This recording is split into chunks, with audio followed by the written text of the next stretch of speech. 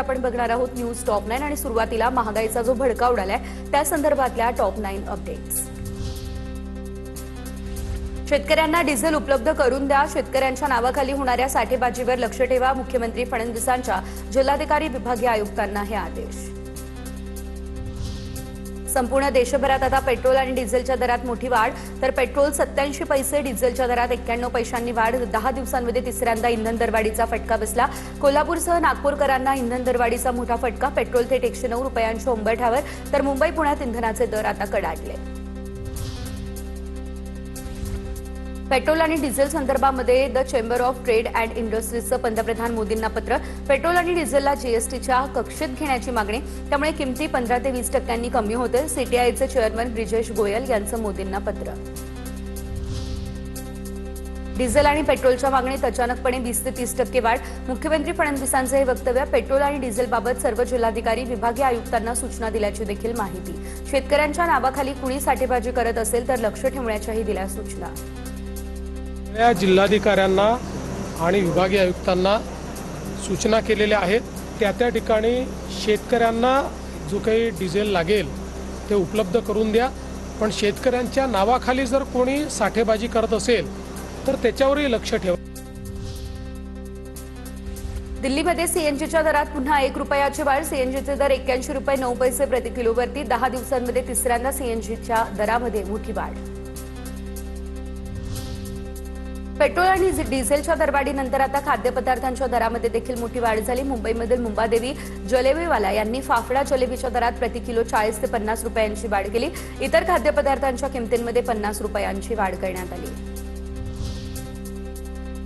सर्वसामान्य मुंबईकरांचा वडापाव महागला। वडापावसाठी आता 20 ते 30 रुपये मोजावे लागणार, तर व्यावसायिक गॅस सिलेंडर, खाद्यतेल आणि पावाचे दर वाढले, त्यामुळे वडापाव महागला। तर पेट्रोल डिझेल दरवाढीनंतर आता खाद्यपदार्थांच्या दरात वाढ। मुंबईमधील मुंबादेवी जलेबीवाला यांनी फाफडा आणि जलेबीच्या दरात प्रति किलो 40 ते 50 रुपयांची वाढ केली। इतर खाद्यपदार्थांच्या किमतींमध्ये 50 रुपयांची वाढ। दादर मार्केटलाही इंधन दरवाढीचा फटका। फळांचे दर 20% वधारले। वाहतूक खर्चामुळे दादर मार्केटमध्ये भाज्यांच्या दरात काही प्रमाणात वाढ झाली। इंधनाचा जो तुटवडा निर्माण झालाय त्या संदर्भातल्या टॉप 9 बातम्या। राज्यात अनेक जिल्ह्यांमध्ये इंधन टंचाई, तर वाशिम, जळगाव, हिंगोली, बुलढाण्यामध्ये पेट्रोल पंपावर डिझेल नसल्याचे फलक। वाहन चालकांना त्रास, शेती कामांना डिझेल नाही, त्यामुळे शेतकऱ्यांमध्ये चिंता। हिंगोली आणि जालन्यामध्ये पंपावर राडा। कळमनुरीमधील पंपांवरती रांग लावण्यावरून 2 गटांमध्ये वाद। बदनापूरच्या सारथी पंपावरती कर्मचारी आणि शेतकऱ्यांमध्ये वाद। डिझेल विक्रीला उशीर झाला, त्यामुळे धक्काबुक्की। छत्रपती संभाजीनगरमध्ये राजकीय नेत्यांनाही इंधन टंचाईचा फटका। विरोधी पक्षनेते अंबादास दानवे आणि एमआयएम नगरसेवक कुणाल राऊत यांच्या वाहनांना इंधन मिळेना। मध्यरात्री 3 तास रांगेत वाट पाहण्याची आली वेळ। जालन्याच्या बदनापूर शहरातील इंडियन ऑइल पेट्रोल पंपावरती शेतकऱ्यांची तुफान गर्दी। डिझेलसाठी कॅन घेऊन काही शेतकरी हे रात्रीपासून तर काही सकाळपासूनच पंपांवर दाखल। हिंगोलीमध्ये डिझेल मिळत नाहीये, त्यामुळे शेतकरी संघटनेचे कार्यकर्ते आक्रमक झाले। शेतकरी संघटनेच्या कार्यकर्त्यांसह शेतकऱ्यांनी महामार्ग रोखलाय। वसमत तालुक्यातील सोंढी फाटा या परिसरामध्ये आता शेतकऱ्यांचा रास्ता रोको। कॅनमध्ये डिझेल उपलब्ध करून देण्याची शेतकऱ्यांची मागणी। जळगाव टूर्स ट्रॅव्हल्स व्यवसायावर देखील डिझेल टंचाईचा या ठिकाणी परिणाम दिसतोय। ऐन सुट्टीच्या काळात डिझेलच्या टंचाईचा फटका बसलाय। अनेक फेऱ्या रद्द, त्यामुळे टूर्स अँड ट्रॅव्हल्स व्यावसायिकांना मोठा आर्थिक फटका सहन करावा लागतोय। तिकडे अकोला जिल्ह्यामध्ये देखील डिझेलची टंचाई। त्रस्त झालेल्या वाहन चालकांना आज मोठा दिलासा। बहुतांश पेट्रोल पंपांवरती डिझेलचा साठा उपलब्ध, त्यामुळे परिस्थिती हळूहळू सुरळीत। रत्नागिरीमध्ये 10 दिवसांमध्ये तिसऱ्यांदा इंधन दरवाढ झाली। सर्वसामान्य नागरिक हैराण। पेट्रोल 110 रुपयांवर, डिझेल 96 रुपयांवर पोहोचलं। नागरिकांच्या खिशाला कात्री बसली। महागाईवरून मोठ्या प्रमाणात आरोप प्रत्यारोप देखील सुरू आहेत। बघूयात या संदर्भातल्या टॉप 9 बातम्या। महंगाई मॅन काँग्रेसची पुन्हा एकदा मोदींवरती टीका। पेट्रोल आणि डिझेल दरात तिसऱ्यांदा वाढ झाली, त्यानंतर काँग्रेसची टीका। या आधीच्या दरवाढीनंतर काँग्रेसनं महंगाई मॅन म्हणत टीका केलेली। मोदी महंगाई मॅन नाहीत, कॉमन मॅनचे नेते। काँग्रेसच्या टीकेला भाजपचे मुख्य प्रवक्ते नवनाथ बन यांचं प्रत्युत्तर। काँग्रेसच्या काळात पेट्रोल दुप्पट महागलं, मोदींनी सामान्यांची काळजी घेतली, बन यांची ही प्रतिक्रिया समोर। पंतप्रधान नरेंद्र मोदीजी हे महंगाई मॅन नाहीत तर कॉमन मॅनचे नेते आहेत। सर्वसामान्य माणसांची काळजी करणं, सर्वसामान्य जनतेची काळजी करणं हे पंतप्रधान नरेंद्र मोदीजींचं काम आहे। पेट्रोल डिझेलचे दर मेलोडीच्या चॉकलेटप्रमाणे 3 ते 4 दिवसांनी लिटर मागे 1 रुपयांनी वाढवत आहेत। पुढील काही दिवसांमध्ये चॉकलेटच्या पॅकेटप्रमाणे प्रति लिटर 50 रुपये वाढ झाली तर आश्चर्य वाटणार नाही। इंधन दरवाढीवरून रोहित पवार यांची ट्विट करत निशाणा। डिझेलच्या तुटवड्याचा सर्वाधिक तक्रारींचे फोन मराठवाडा, विदर्भ, खानदेशातून या भागातल्या लोकांना जाणीवपूर्वक वंचित ठेवलं जात आहे का? रोहित पवारांचा ट्विट करत सवाल। साठेबाजी करायला शेतकऱ्यांना डिझेल काही फुकट मिळत नाही। साठेबाजीच्या मुद्द्यावरून सरकारला हा टोलाही लगावला। पेट्रोल आणि डिझेलचा काळाबाजार करणाऱ्यांवरती कारवाईचे गृह विभागाचे पोलिसांना आदेश। इंधनाचा काळाबाजार करणाऱ्यांवरती गुन्हा दाखल होऊ शकतो। इंधनाचा काळाबाजार रोखण्यासाठी प्रशासन अलर्ट। नागपूरमध्ये काँग्रेसचं मेलोडी आंदोलन। महागाई विरोधात काँग्रेस आक्रमक। नागपूरमधील व्हरायटी चौकामध्ये हे आंदोलन। कोल्हापूरच्या इचलकरंजीमध्ये वाढत्या महागाई विरोधात शिवसेना ठाकरे गटाचे इचलकरंजीमध्ये आंदोलन। तर गॅस सिलेंडर, बैलगाडी आणि चूल पेटवत सरकारचा निषेध करण्यात आला। या आंदोलनामध्ये शिवसैनिकांची जोरदार घोषणाबाजी। सीटीआय ने पंतप्रधान नरेंद्र मोदी यांना पत्र लिहिलं। पेट्रोल आणि डिझेलला जीएसटीच्या कक्षेत घेण्याची मागणी केली। 28% किंवा 18% जीएसटी टप्प्यांमध्ये याचा समावेश करण्याची मागणी। त्यामुळे पेट्रोल आणि डिझेलच्या किमती 15 ते 20% कमी होतील, सीटीआयनं मांडलं मत। जालन्याच्या पाठोपाठ अंबड तालुक्यामध्ये विविध ठिकाणी तहसीलदार आणि पुरवठा विभागाची अचानक छापेमारी।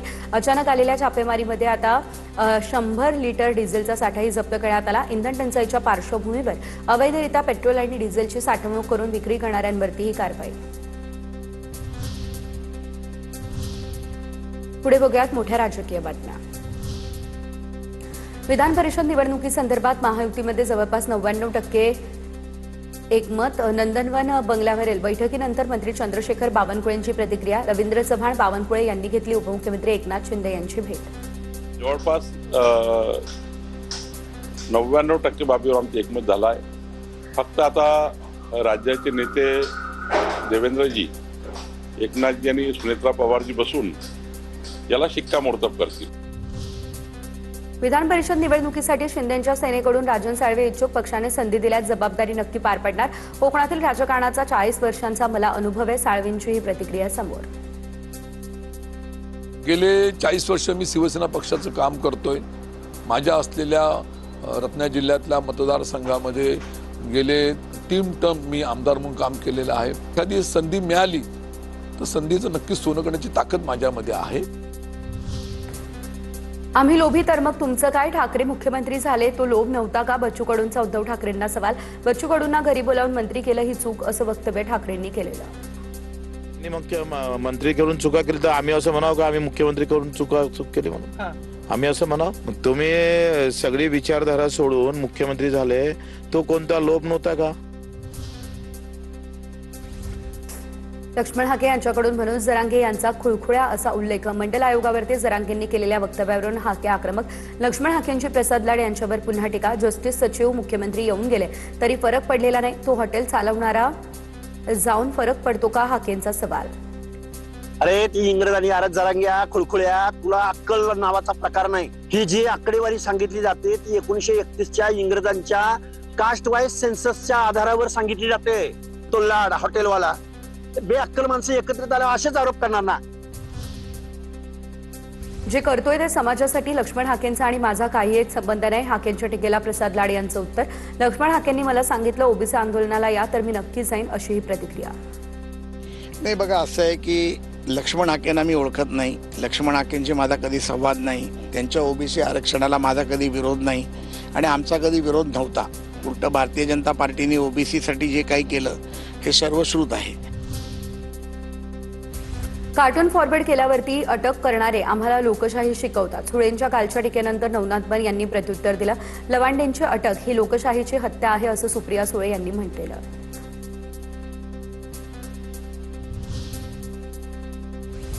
हरियाणामध्ये कॉक्रोच जनता पार्टीच्या नावानं आंदोलनाची घोषणा। तर आंदोलनाशी काही एक संबंध नाही, सीजेपीचे संस्थापक अभिजित तिपके यांची माहिती। तर अफवांवरती विश्वास न ठेवण्याचं आवाहन।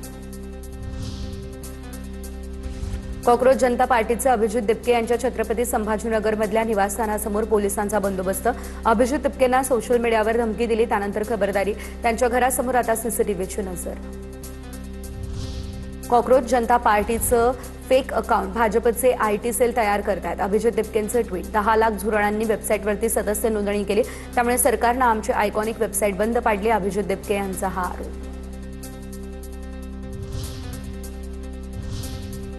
आणि यानंतर टॉप 9 राजकीय बातम्या. मुख्यमंत्री देवेंद्र फडणवीसांचा वंदे भारत एक्सप्रेसने प्रवास. पंतप्रधान नरेंद्र मोदी यांच्या इंधन बचतीच्या आवाहनानंतर फडणवीसांचा मुंबईहून शिर्डीमधील कार्यक्रमाला वंदे भारत एक्सप्रेसने प्रवास. अतिशय उत्तम प्रवास झाला. खूप चांगला अनुभव होता. अनेक लोकांची भेटी झाल्या. रस्त्यामध्ये फाईलचं काम देखील करता आलं. त्यामुळे मला आजचा प्रवास अत्यंत लाभदायी वाटला. संरक्षण मंत्री राजनाथ सिंह आज शिर्डी दौऱ्यावरती. सावळी विहीरमधील तोफगोळा उत्पादन प्रकल्पाचं उद्घाटन. मुख्यमंत्री फडणवीसांच्या उपस्थितीतील कार्यक्रमात संरक्षण साहित्याचं भव्य प्रदर्शन. राजनाथ सिंह आणि देवेंद्र फडणवीस यांनी घेतलं साई समाधीचं दर्शन. नौटंकी करण्यापेक्षा देशातील परिस्थितीवरती बोला. मुख्यमंत्र्यांच्या वंदे भारतमधील प्रवासानंतर आदित्य ठाकरेंची टीका. यांना बाईकवरून जायचंय, इतर गाड्यांना थांबवून लोकांना त्रास द्यायचाय. फडणवीसांना लगावला टोला. भारतमधून उतरल्यानंतर ताफे तर आपण बघतातच आहेत. बरं, बाईकवर जायचं असेल तर रस्त्यांवरच्या गाड्या बंद ठेवतात, म्हणजे इतर गाड्यांना खोळंबून ठेवतात. तर हे सगळं नौटंकी चाललेली आहे. त्यापेक्षा देशात काय नक्की घडत आहे, देशाची परिस्थिती काय आहे, याच्यावर साफ बात करावी. तर शिंदेच्या पक्षातील 40 आमदार भाजपच्या संपर्कात. शरद पवारांच्या राष्ट्रवादीचे आमदार रोहित पवारांचा दावा. काही पक्षनिष्ठ आमदार सोडले तर अनेक आमदार हे भाजपच्या संपर्कात, असा दावा. साहेबांच्या पक्षामधले पण आमदार काही भाजपच्या संपर्कात नाही असं नाही. त्यामुळे सगळेच आमदार ठराविक सोडले जे प्रामाणिक आहेत विचाराला आणि पार्टीला, ते सोडले तर बरेचसे आमदार इकडे तिकडे संपर्कात आहेत. अंदाजे 40चा आकडा त्याच्यामध्ये त्या ठिकाणी आहे. एकनाथ शिंदे यांनी मला खडसावलेलं नाही. समज देणं हा एकनाथ शिंदेंचा अधिकार. आदेश म्हणून मी त्यांच्या सूचना मानतो. एकनाथ शिंदेंनी खडसावल्याच्या चर्चांवर संजय शिरसाट यांचं हे उत्तर. ठाकरे सेनेचे आमदार महेश सावंतांकडून मनसे नेते अमित ठाकरे यांना बॅनरद्वारे वाढदिवसाच्या शुभेच्छा. विधानसभेला विरोधात लढलेल्या अमित ठाकरेंना शुभेच्छा देणाऱ्या शिवसेना भवनासमोरच्या बॅनरची चर्चा. सोलापूरमध्ये काँग्रेसचे पदाधिकारी काँग्रेस प्रदेशाध्यक्ष हर्षवर्धन सपकाळांविरोधात आक्रमक. सपकाळ हटाव काँग्रेस बचाव असे बॅनर देखील दाखवत निषेध. सोलापूरमधील पदाधिकाऱ्यांच्या कार्यकारिणीमधील निवडीवरून काँग्रेसचे कार्यकर्ते नाराज. पालघरमध्ये 201 आदिवासी जोडप्यांचा सामूहिक विवाह सोहळा. त्याचं आयोजन. उपमुख्यमंत्री शिंदेंनी व्हिडिओ कॉल करत नवदाम्पत्याला शुभेच्छा दिल्या. सुप्रिया सुळेंनी काँग्रेस नेत्या सोनिया गांधी यांची भेट घेतल्याची सूत्रांची माहिती समोर. तर सुप्रिया सुळेंनी सोनिया गांधींची दिल्लीमधील 10 जनपद निवासस्थानी भेट घेतली. रेवती सुळेंच्या लग्नाचं निमंत्रण देण्यासाठी भेट घेतली अशी माहिती.